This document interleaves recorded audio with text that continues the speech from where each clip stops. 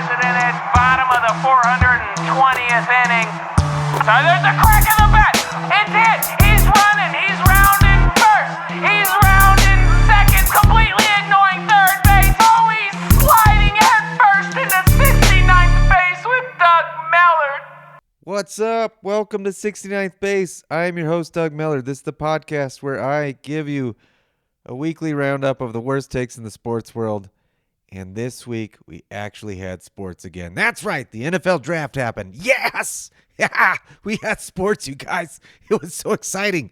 And then it went away. And now it's all terrible again. Am I right? I'll share my experience with the draft, what I did. It's very dorky. I hope you guys enjoy it. And I'll give you my takes as well as all the shitty opinions out there. I'll start a rumor and much more. But first, how are you guys doing with all this, huh?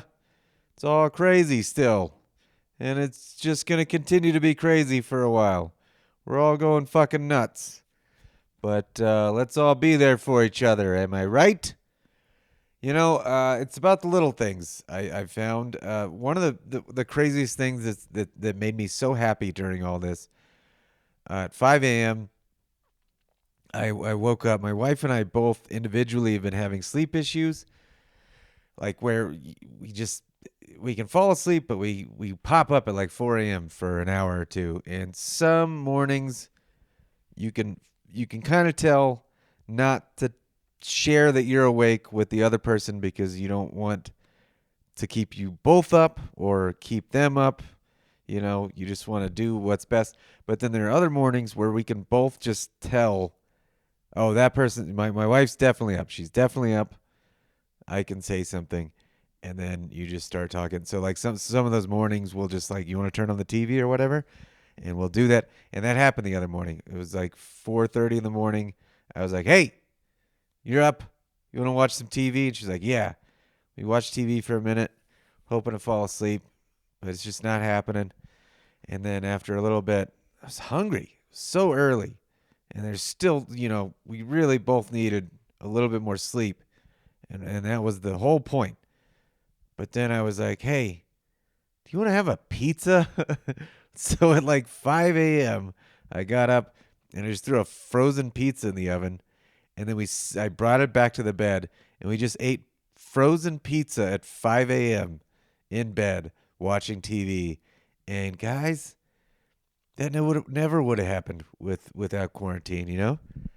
Sometimes you gotta, you know, take advantage of these weird boundaries and enjoy it, you know? You know, people are making all these jokes about like, there's no rules. Well, that was a morning where there weren't rules. We wouldn't eat pizza at 5 a.m. Maybe had we stayed up partying the night before, sure. You get some 5 a.m. pizza at the end of the night, and then you pass out, and hopefully that helps your hangover. But, man, this was just like a, hey, before we get the day started, let's have some pizza, pass back out, and then wake up. We're going to feel great. And then let's seize the day, you know? And I don't know. It oddly made us kind of happier that whole day. It was weird. 5 a.m. pizza, guys. So I don't, you know, hasn't happened since. And I talked to another friend that was just like, she texted me that she was hiding from her kids, drinking gin that was disguised in a water bottle. She was just like on the toilet hanging out, trying to have some alone time, drinking gin by herself in the bathroom. She's like, I don't have a second to myself. Mama's got to have her turlet gin. So Godspeed to all you parents out there during this time. Hope you're equally enjoying it, and you get your, you know, the great time with your kids, and also you get your turlet gin when it gets a little too chaotic. Oh man, okay. Well, you know, I always share a story up top. I've done some stand-up that I would normally be doing on the road. This past week, I would have been in Atlanta with Dan Cummins. I was really looking forward to that. I'd never been to Atlanta, so I was really excited. But yeah, that's not happening. Obviously, it didn't happen. I didn't just go rogue and go tell jokes in Atlanta by myself to no crowd and risk getting really sick. But I don't think I'm gonna do jokes this week because I haven't looked at my material in a minute. I've been writing some stuff, but I'm gonna tell a weird story about a buddy of mine, a weird party story. A buddy of mine that was on leave, and anytime he was on leave, and this is like in our early to mid 20s, I guess, maybe mid 20s at this point. Anytime this buddy was on leave from the military, things would happen. We would go out and celebrate and have too much fun. And my buddy, oh man, I'm not gonna say his name, not that it really matters, but oh man, he's a fun dude. I love him. But sometimes he can get into trouble, or he'll find trouble, or trouble finds him. But he always gets away with it. I'm sure all of you have a friend like that. And this friend always, like, it didn't matter what he did, he's always fine. But one such adventure, where we go out in Austin, Texas, partying all night, and at the end of the night, we've hit the bars and all that, and we get back to my apartment. I share an apartment with my older brother.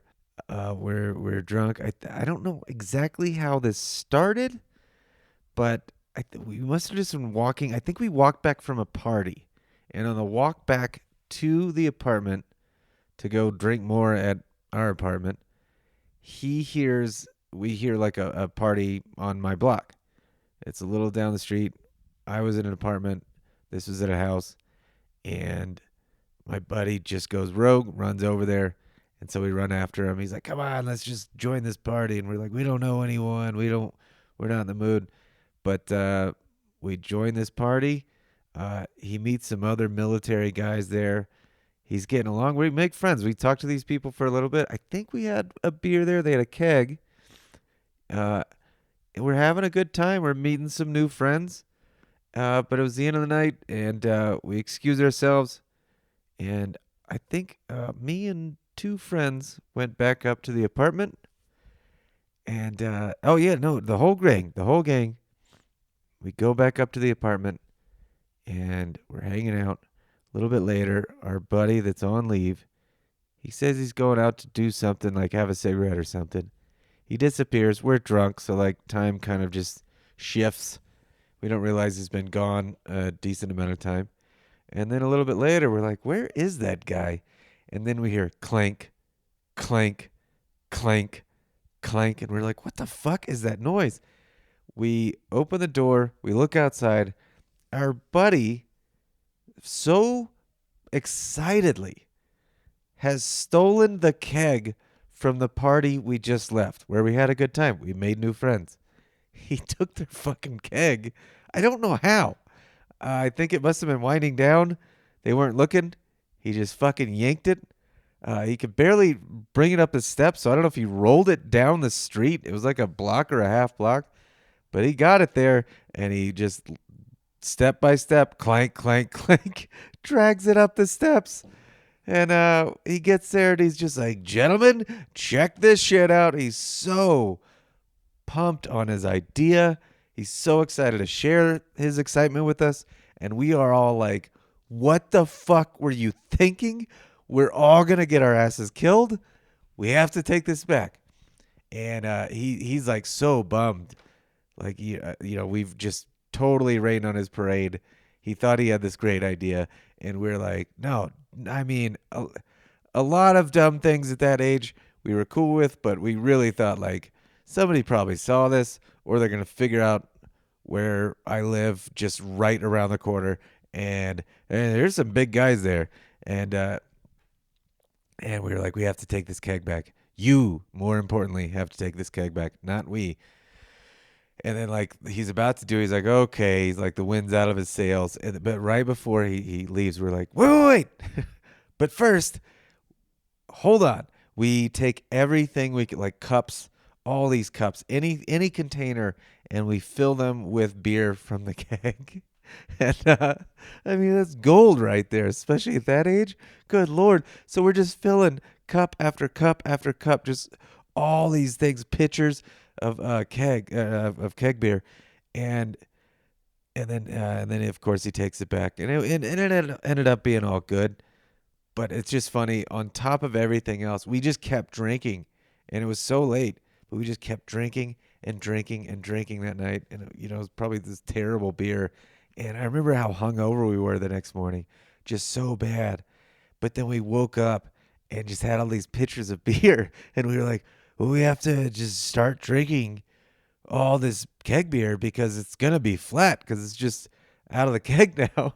So we just got back to it, started drinking more the next morning. And of course, the majority of that beer we stole just went to waste. Oh man, what a dumb fucking night. But God, it was the best at the same time. You know what I mean? I feel like that's most stories from that age. We were some characters, you guys. Oh boy, hadn't thought about that in a while. Hope you enjoyed going down memory lane with me. I'm sober, if you can believe it. By the way, I had to take a little break. Been recording the other podcast where I get super stoned and just partied a little too much lately, and I needed time out. And I'm gonna say it feels pretty great to be sober here and there for a bit. It's not bad on the body, you guys. Oh, wow. Okay.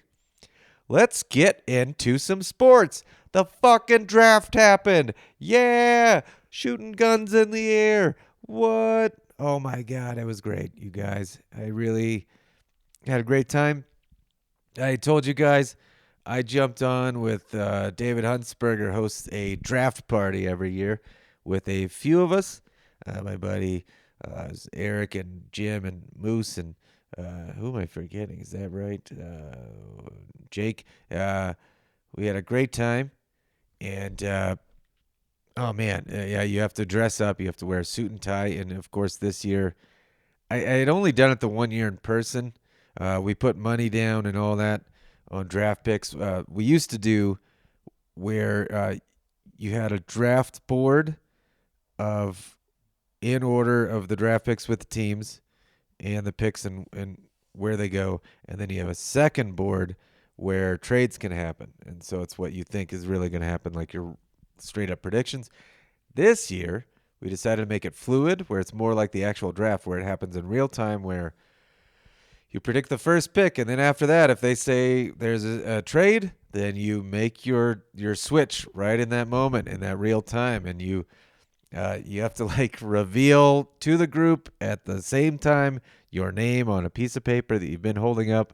It was real cool. Bunch of 40-year-old dudes just in suits and boxers hanging out, spending time researching and trying to figure out who was going to get picked. And again, this year I really didn't do any research. I just didn't, ironically, did not have the time for it. And I held out. I could have put a little in, but I was like, fuck it. Let's see if I really don't know what's going on with prospects, if I can guess it any better.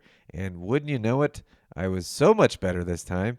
I ended up tying for first with my buddy Jim Hamilton, another really funny comic.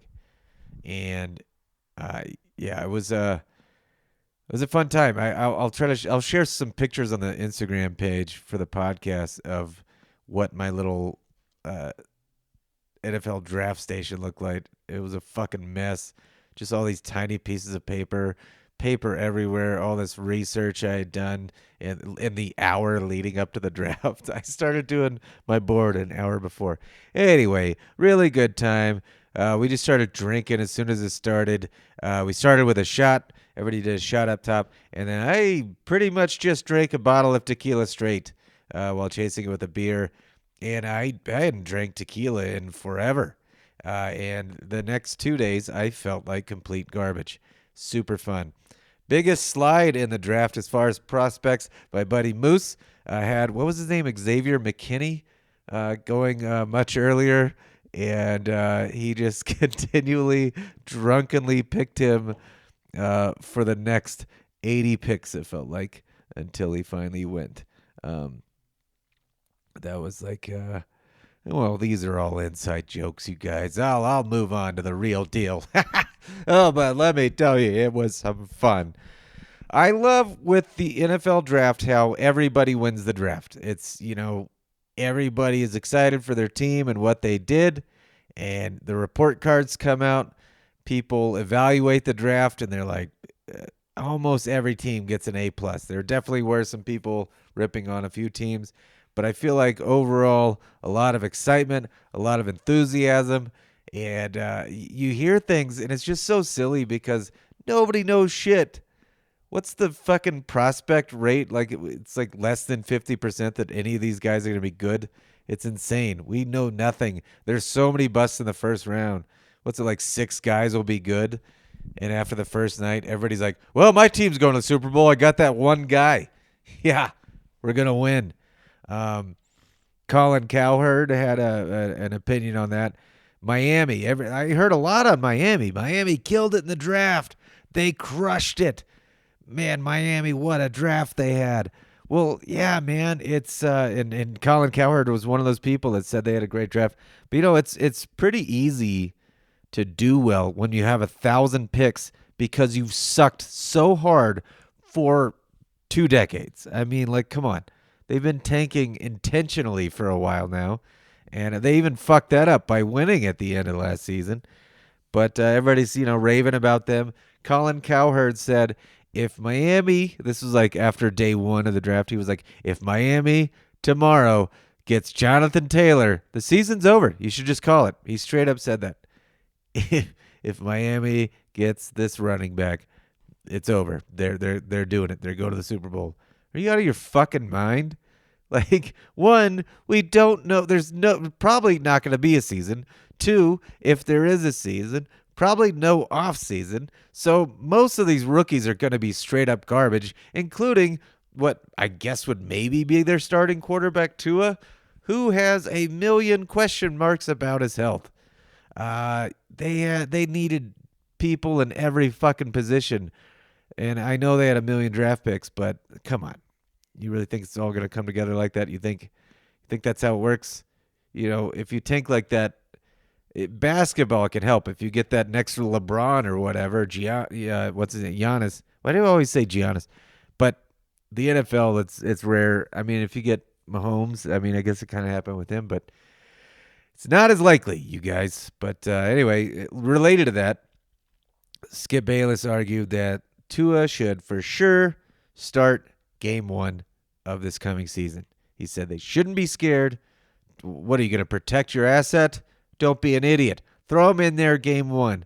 Again, I can see both sides to whether or not to let somebody sit on the bench and fucking learn or to throw them in there because they're more and more game ready now to just jump in. But Tua, again, there's probably, if there is a season, the off season could be 2 days for all we know. You're just going to throw in this kid with a million surgeries freshly behind him into game 1 to just get destroyed with almost no period to adapt to the NFL when he still hasn't learned anything about taking a slide or whatever. I don't think that's a great idea.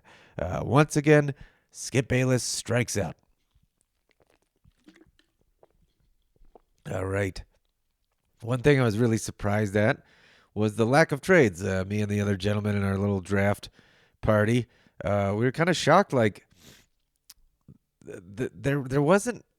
There were definitely some surprises, but there weren't a ton of trades. Trent Williams, ended up getting shifted around, and there were a couple guys, but nothing like crazy. That was probably the biggest one. But I really like, after Joe Burrow, I think the whole universe knew Joe Burrow was going to Cincinnati. They didn't even Cincinnati can't even screw that up, especially with him being an Ohio kid. But after that, I was getting in my head like the hour before the draft trying to put my little board together because I was like, what if this whole time, everybody's talking about Detroit or the Giants making a trade for somebody to jump up to get Tua or Herbert. But what if it's Washington? They need 1 million picks as well. Why wouldn't they trade back? Is Chase Young that good? But they stuck with him. Then I thought, well, Detroit, this will probably be the first trade. Nope, not so much. They stuck with it. It was exactly who everybody had predicted. Joe Burrow, Chase Young, Okudah. It was just like that. And then you thought Giants were going to trade out. And And then everybody's board, generally, like the main consensus pick there was Tristan Wirfs, and then that did not happen. So that was the first like little surprise, I guess, and he slid for a bit. But yeah, they went with another tackle, Andrew Thomas. But so yeah, it was weird. Like it kind of like for the most part was pretty just everybody kind of stuck to what they wanted, I guess. And until Tristan Wirfs slid. The Pats, one of the bigger things, it was like kind of intriguing, and everybody was kind of keeping their eye on. The Patriots did not take a quarterback. That's fucking crazy. That's fucking crazy. And Belichick afterwards said that it wasn't by design. I guess if they just weren't going to like trade or stretch to get a quarterback. If it fell to him, great. But does that mean he loves Stidham? Does that mean he's waiting on Cam Newton? Maybe he's waiting to see if Newton clears his physicals or whatever. But or I guess maybe he's just going into battle with Stidham and Hoyer, which is anything Belichick does is a surprise and not a surprise at the same time. Trying to get inside that guy's head, it's unbelievable. But one thing you do know is that you got to trust whatever the fuck he's going to do. So I think a lot of people are like, oh, that's, man, they didn't get a quarterback. They're going to fucking suck. A lot of people are writing him off. That's a dumb idea. I would think that after 2 decades of winning Super Bowls, you should think that maybe that guy's pretty good at coaching. Colin Cowherd suggested that they're I think he said they were going to tank for Trevor Lawrence. Like, that's their plan. Belichick is waiting on Trevor Lawrence. Do you really think that's his fucking plan? Like, I'm sure he'd love to have the kid, but at the same time, do you think Belichick is planning on a hypothetical from a year from now? A, how does that help him this year? You know? B, do you really think he's going to wait on a thing that's not a guarantee? That makes no sense on any level. He's too smart a fucking coach. And on top of that, like, this is the first year he's apart from Brady. They both have egos. They both want to prove they're the reason the Patriots were winning all those years. Do you really think Belichick just thinks like, we're just going to suck this year. I'm not too worried about it. We'll get Trevor Lawrence next year. No, he wants to fucking play lights out this year. He wants to show everybody he's better than Brady. You know that's the truth, you guys. You heard it here first, am I right? Why am I talking like that? Oh, man. Oh, boy. I would just assume Belichick has a plan, and he's sticking to it. And from the looks of it, I think they loaded up on defense. I would assume he's just like, well, I'm going to lean into my defensive background that I'm great at, and we're just going to pummel everybody on defense. And Stidham can make six plays, not turn it over, and that's a wrap. We win the next Super Bowl. That's probably his thinking. So don't fucking call it curtains on that dude just yet. One surprise, our buddy Jim that was in on our draft experience is a huge Packers fan, and boy, was he bummed with their draft. I think a lot of Packers fans were. A lot of people thought the Love pick was a bit of a stretch to trade up. The whole thing is weird, and people were comparing it to Aaron Rodgers, but Aaron Rodgers was I think a much bigger prospect than Love was. And there are people that think Love's going to be the next Mahomes. So, if that's how it works out, then you can't fucking complain because Rodgers is getting older. If in a year from now he's the next Mahomes, then go with that. That's never a bad pick. But boy, to not only trade up to get a quarterback that a lot of people weren't high on, but then to not help Aaron Rodgers by getting a receiver at all, which he desperately needs. What a bold draft move. I don't understand how that was one widely consensus, what the fuck move. It's just crazy to me. Like, they clearly, he needs help. They got Aaron Jones and Adams, and that's it. It's going to be strange, man. And Rodgers just fucking freaking out because pressure's going to be on, and he's got no fucking help. Meanwhile, the Raiders and Broncos only drafted receivers. It looks like next year, whenever the season starts up, whether it's this coming season or the next, it looks like they're only going to be fielding wide receivers on both offense and defense because they got enough of them. And the Raiders, of course, boldly drafted Ruggs first. What was he, third string on his own team in college? But no, he's fast. Al Davis, who has been dead for years, is still controlling the Oakland Raiders. What if quarantine just made me crazy and I made that like a real thing? Like, this is real. Just hear me out. Al Davis is still alive. He's living in a bunker. No, but that really did feel like an old Al Davis. Like, why are generations of people behind the Oakland Raiders are just going to always go for speed and nothing else? Like, just blindly? Hey, that guy's fast. He must be the best. Meanwhile, I just never get that fucking argument. Because, yes, like, it does make a difference, obviously. There are guys like Tyreek Hill, fucking just a bolt of lightning. But the difference between the fastest guy in the NFL and the slowest guy in the NFL is not a huge world of difference, you know? Like, or let's say that may be a bit of a stretch, but the fastest receiver with the slowest receiver, and particularly the fastest receiver in the top 5 prospects versus the slowest, I just can't see that being what's 0.2 of a second gonna fucking do or whatever, you know? Meanwhile, it was even bolder because that meant a lot of people, it was a 50-50 call on CeeDee Lamb or Jerry Jeudy, and the Broncos had Jerry Jeudy fall in their lap. I bet they were ecstatic. They give Drew Lock help. That's great. So that's in the same fucking division. The Raiders had to have known that was going to happen. Like, that's so if they're wrong on their pick and Jerry Jeudy ends up lying, I don't really have any, real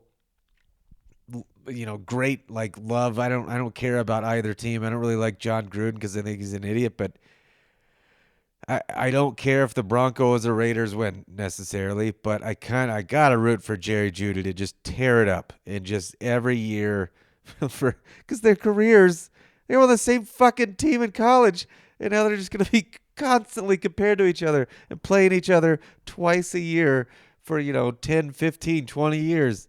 Oh man. So if you whiff, you're just so under the microscope, and I really kind of hope that happens. That'll be so interesting. And then meanwhile, the Raiders also got that Arnett kid that a lot of people were saying was, some people were saying it was like a third rounder or something. And, when we were doing our draft on our little Zoom party, I was telling a lot of people, I was like, look, all right, for your pick, just whoever you have, go like 4 tiers down. That's who the Raiders are going to get. And, they did have some good picks last year, but they also had some fucking when they miss big, I guess is what it boils down to. Oh boy. The Cowboys, my Cowboys, we got to talk about it. I heard all that shit about Jerry Jones being alone and wanting everybody to fuck off, and that freaked me out. But I got to say, we are the ones that won the draft. Us. Game over, season over. There's no need to have it next year. Doesn't matter with COVID anyway, because the Cowboys would have won because we won the draft. Not your team, us. No, I did like our draft. But like I was saying up top, doesn't mean anything. I did like the CD pick. I got it wrong on my draft board because I had a 50-50 between Xavier McKinney, the joke pick that just kept sliding, and CeeDee Lamb. And I thought he was, the need was for somebody in the secondary, but I thought a drunk Jerry Jones alone on a yacht, he might go for that flashy pick, and sure enough, he did. He got CeeDee Lamb, which again, like, I just don't think they thought he would be there, so I totally get it wasn't a need, but great player. I am pretty stoked on that pick, and Dak Prescott needs all the help he can get. So not gonna be upset about it. But boys, our defense gonna not be great next year.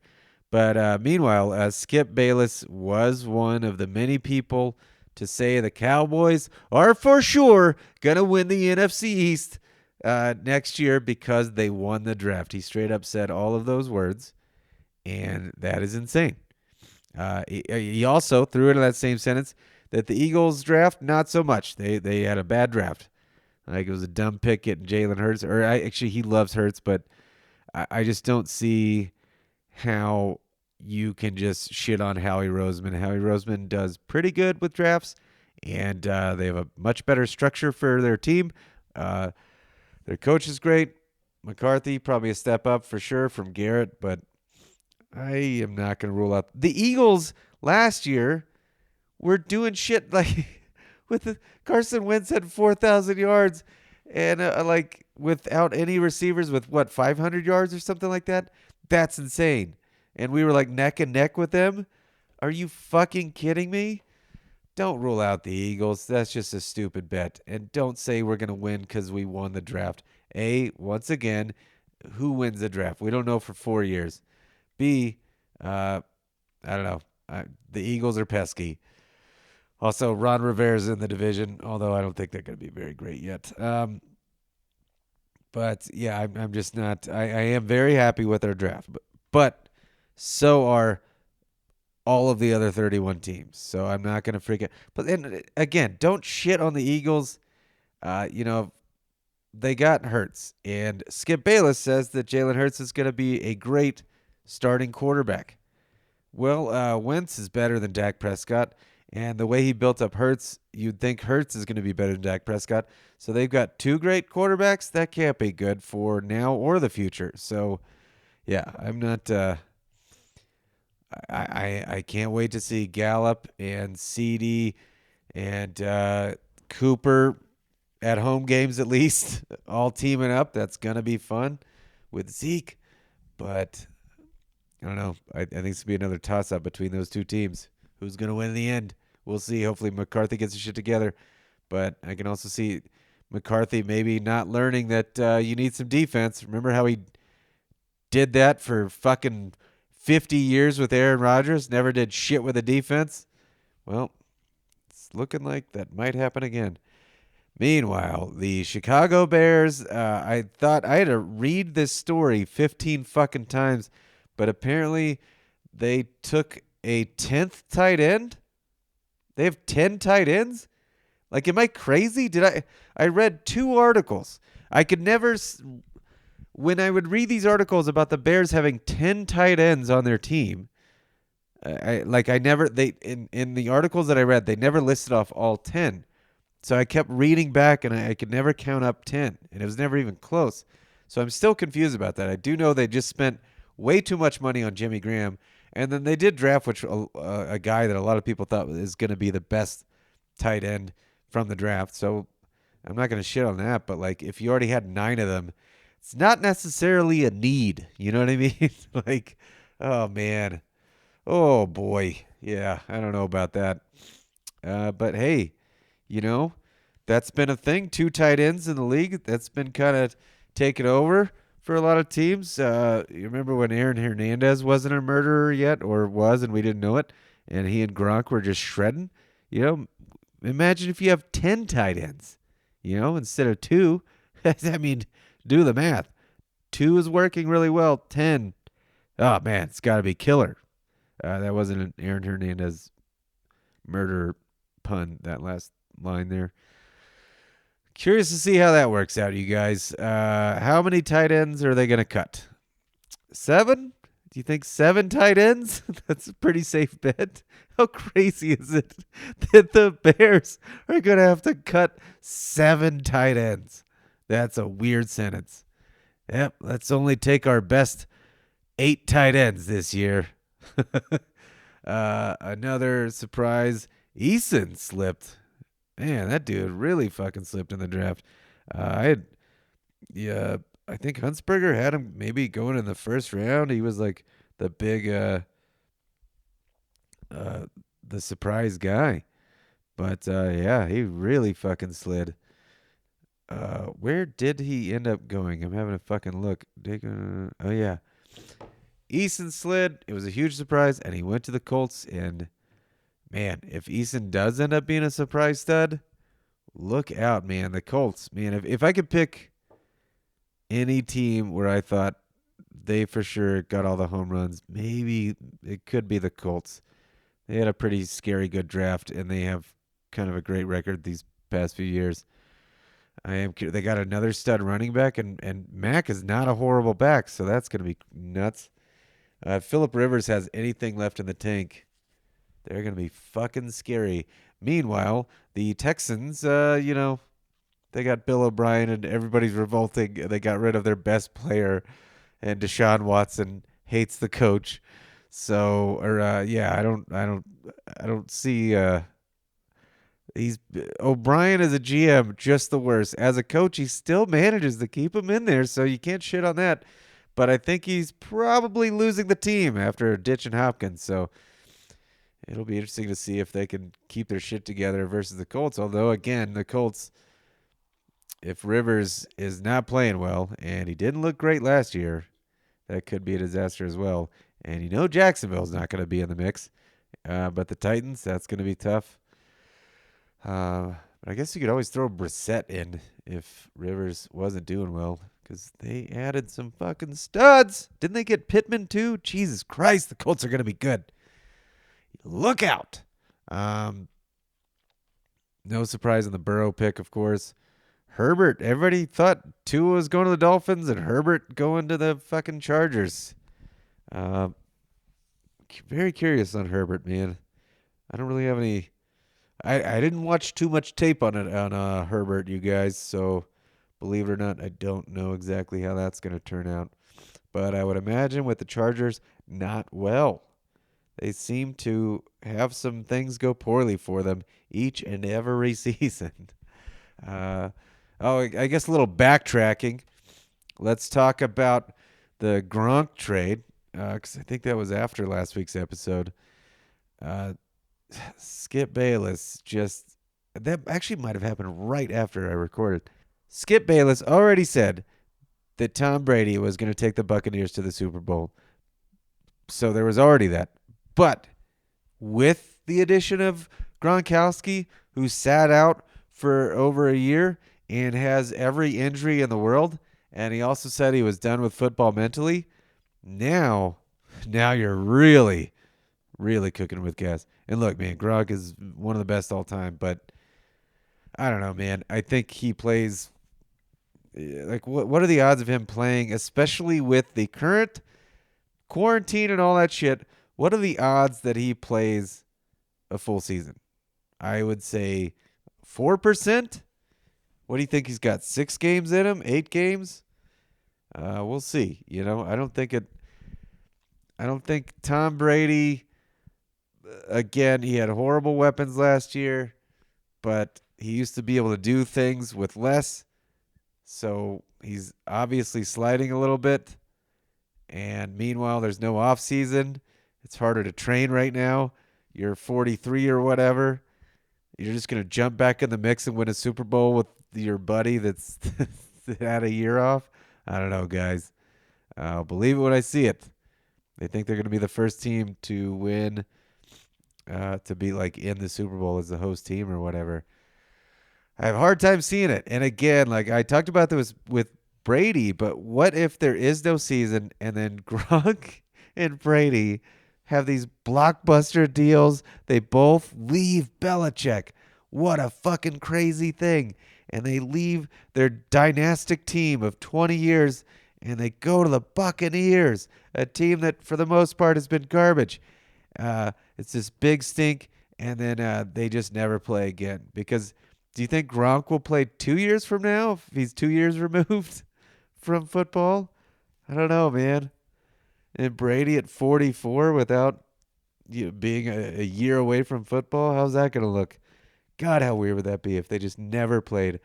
They signed with the Bucs and they never play. I don't know why I can't get off of that. It's crazy to me. I don't know. But on the trade, Skip Bayless, that genius, he said Belichick was fleeced on the Gronk trade. He just said that he looked so dumb in that trade because he only got, what was it, a fourth? He said he should have asked for a two. Like, do you think Belichick didn't? Do you think he just straight up started with a four? You think that's how that works?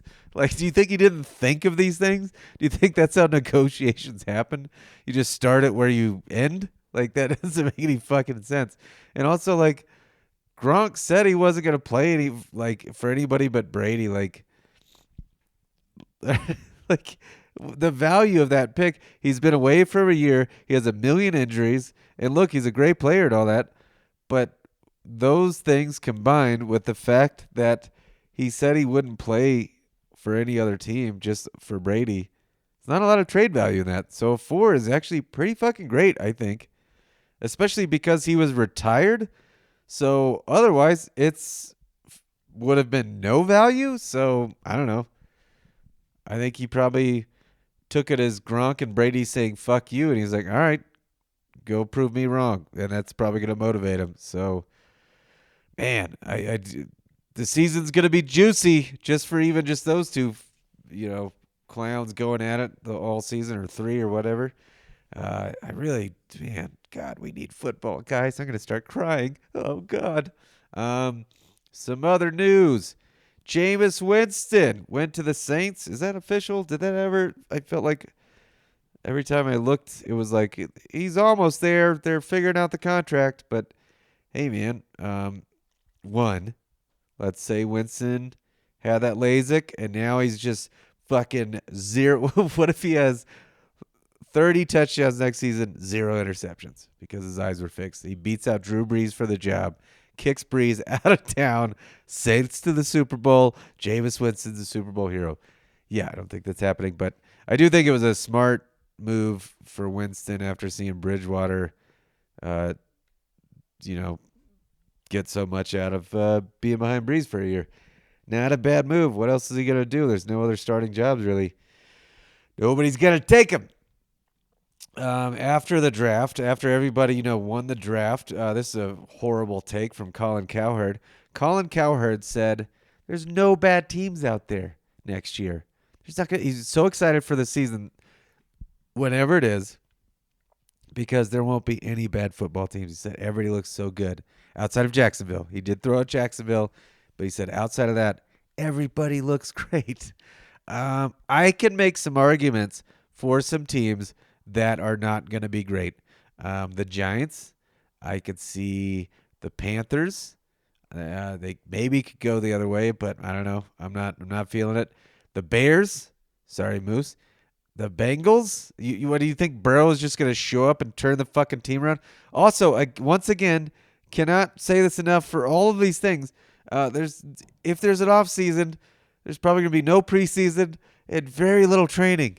So these teams with new coaches, you think the Bengals are just going to meld with Joe Burrow, no problem, and all their draft picks? Like, get the fuck out. The Browns, like, look, man, they have this team on paper that's just not the team that takes the field. They always fuck it up. So until they don't fuck it up, I'm going to assume they suck. The Broncos, I could see them. What if I feel like with Drew Lock, they got him all these weapons, and that's going to help for sure. But I feel like anytime you hear Elway talking about Lock, it's not a huge, vote of confidence. I feel like I've heard him say multiple times that, like, we love Lock, but we'll see. It's like, what does that mean? What are you seeing that we don't see? Or has Elway just lost faith in himself because he's so bad at picking quarterbacks? So, like, even though Lock played okay at the end of the season, is Elway just like, there's no way this guy's good. I picked him, and we know what has happened there, So I could see the Broncos flopping as well. The Chargers always have some fucking problem. I am really pulling for Anthony Lynn, and I was honestly hoping Tyrod Taylor would have a season by himself. I'm hoping Herbert doesn't have to, like, jump in there, but I don't think they're gonna be great. And I kind of want them to for Lynn's sake, but I don't know, man. The Raiders, uh, I don't buy them, especially moving to Vegas until I see it.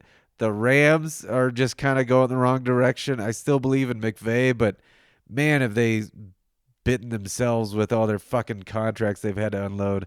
So they're kind of, it feels like a transitional period.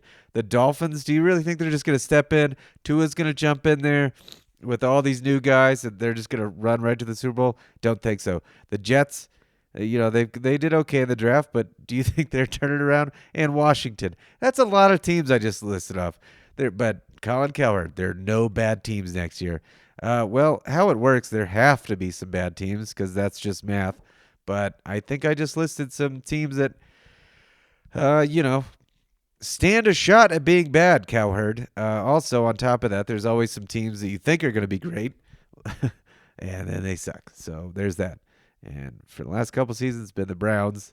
I don't know why everybody's like, Browns, man, they're going to be fucking great. You watch out. No, oh, wait, they sucked again? What? After 50 years of sucking, they still suck? Oh, man, that's curious. Also in the news, Tom Brady, I'm sure you heard there was some I hope they get in trouble for this.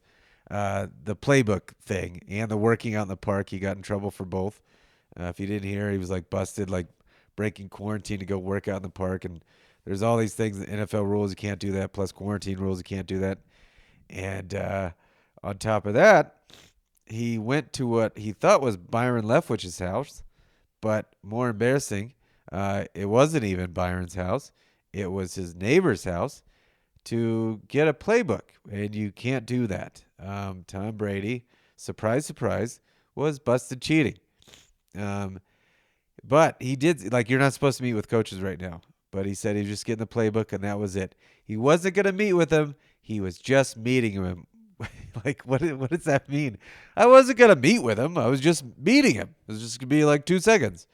I just had a satchel full of footballs. Like, I think there's video out there, pictures of, he has like this giant bag, which has to be a bag of footballs, but he's just hanging out for 2 seconds. He wasn't breaking any rules.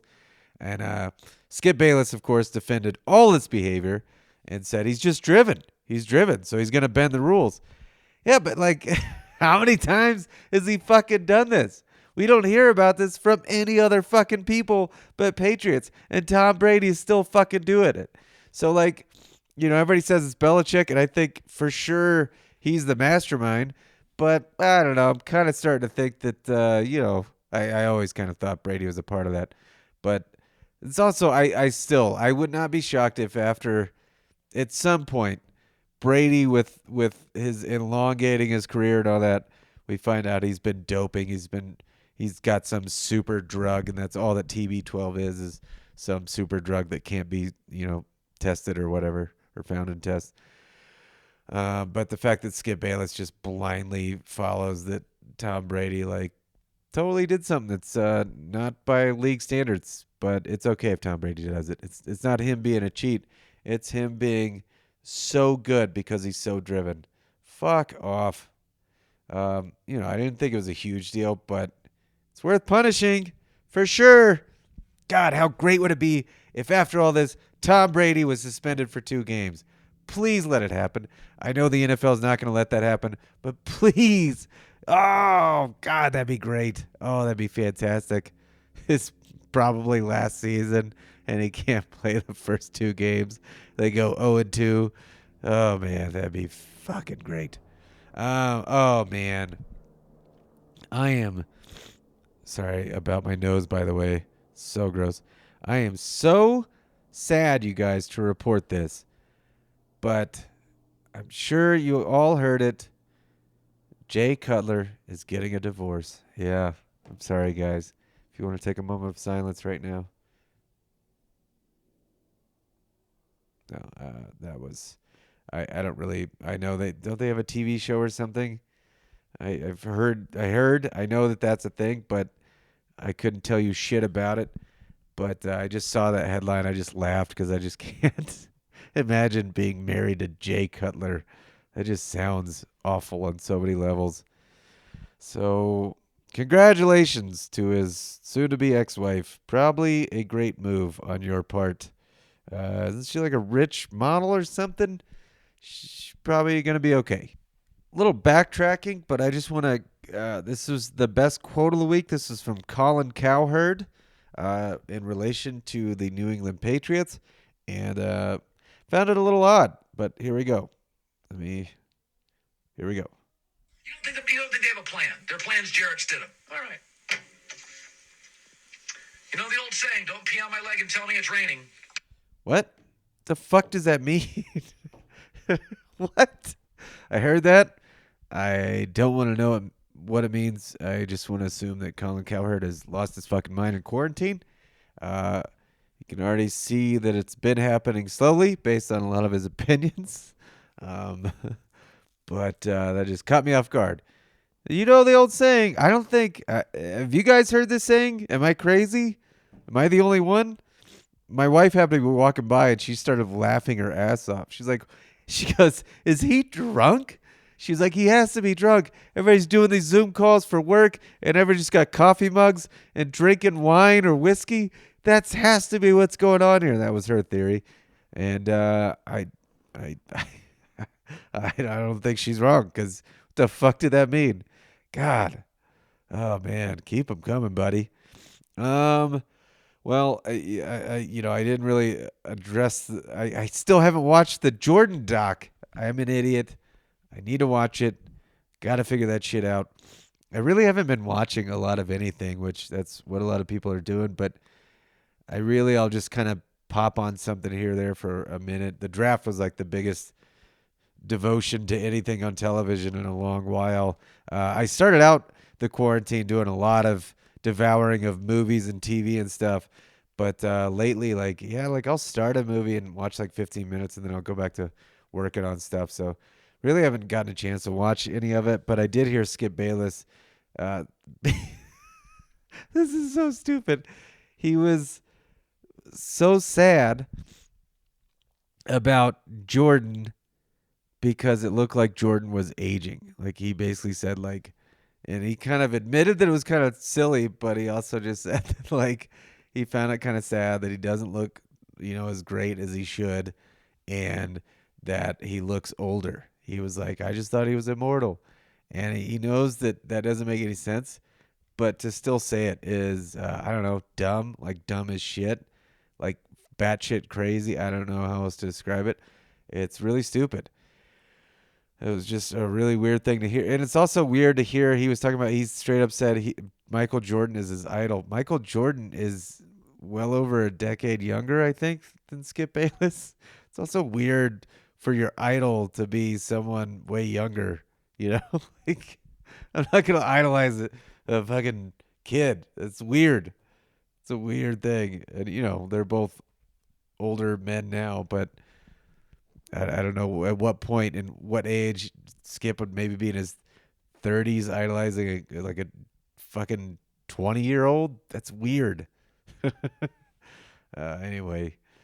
Well, guys, I don't know what's going to happen with football, or baseball or basketball, but there's some rumblings of NASCAR and golf coming back. Two sports I don't really care about. But I'll probably watch golf. I just can't get into NASCAR. No offense if you watch that shit, and I mean it like shit, but I just can't get into it. Golf, on occasion I can get into it. I don't enjoy. I can play it. I like to fuck around with the golf club. I'm not that great, but that's enjoyable. I just can't watch it because my attention span's too shitty. But probably watch it if it comes back, just so there's fucking some kind of competitive something. Yeah. Please, football, come back. Can we just have another draft, you guys? Can that just happen? I want the draft to happen again. Let's just do a redo. They should have done one round per week or something just to give us fucking 55 million viewers. That's insane. That's so fucking crazy. I think I looked up Game of Thrones was 19 million. That's nuts. Man, that is... Oh, what's the next big thing for us, guys? What's next? We need some more trades or something. All right. I am going to start a rumor, you guys. And this week, this is what I heard. I'm sure you heard about the whole bleach injection stuff. Fucking insanity. Well, I heard that bleach injecting thing was all started by Skip Bayless because he was saying he had been doing it for years, which of course explains some of his takes on Cowboys and Aaron Rodgers and Patrick Mahomes and LeBron James and many others. So you heard it here, folks. Heard it here. So you heard it here first, folks. I couldn't say that line. And it'll probably be edited so it sounds like I said it normally. Well, that's the end of the episode. That's such a bummer. It was exciting to talk about real sports for a minute, you know, and not just who wore the number 42 best, Chris Warren or from the old Seahawks or some other guy that wore 42. Oh, man. We did it. There's a real draft, you guys. Celebrate it. And get ready because the Cowboys are coming because we won the draft. Once again, as always, for this podcast and the other, subscribe. Say some kind words. Leave a cool review. That'd be very helpful. And check out Earfinger, the other podcast. People seem to really be enjoying it because it is just pure, unadulterated joy from me being a lightweight with weed. And by the way, a friend called today, was like, how much do you have to play up being that high? And I was like, that's not fake. I am really stupid when I'm that high. I'm just really bad with pot. So people are latching on. And again, I do want to shake it up with that podcast. I do want to do some other things with it. But I have a few in the can of me being high, watching children's programming. And these next episodes that are about to be released are going to get more and more fucking ridiculous. So get ready because I started it out after my last podcast, after this podcast, 69th Base.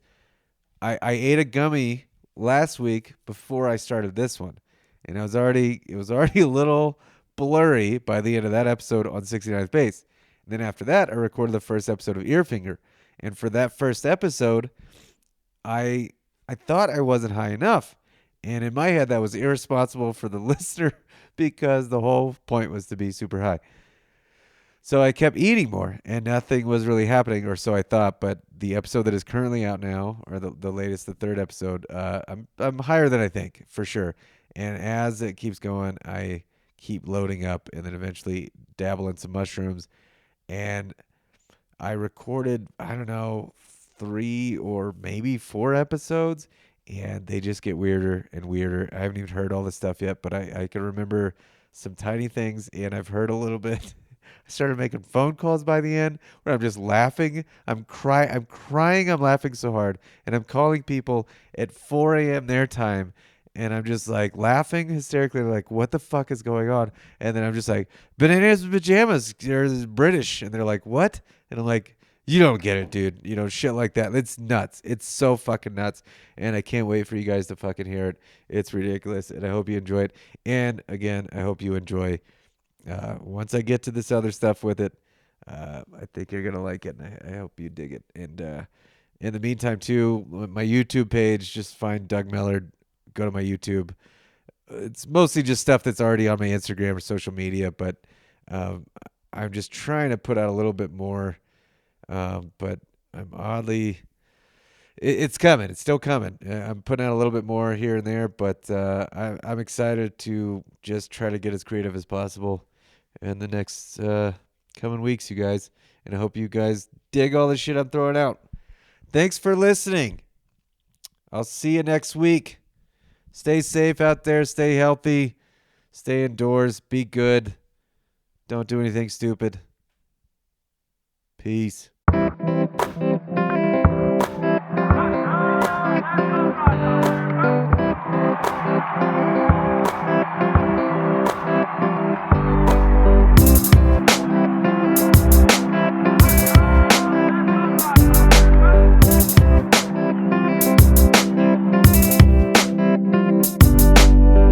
69th Base with Doug Millard was recorded in front of a live studio audience presented by Hormel Chili Radio Productions.